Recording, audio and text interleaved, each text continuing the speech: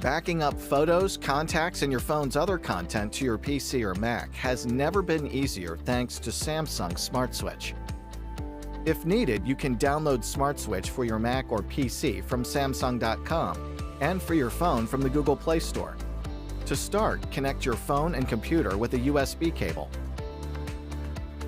If this is your first time using Smart Switch, you will need to accept the terms of service.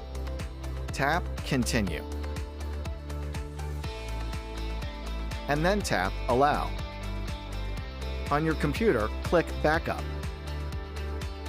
Different content categories will display when you open Smart Switch. Select All is the default option, but you can deselect some items if you like. Click OK when ready. Your computer will start backing up your phone's content, which could take several minutes. When the backup is done, a screen message will confirm completion. Click OK. You're all backed up.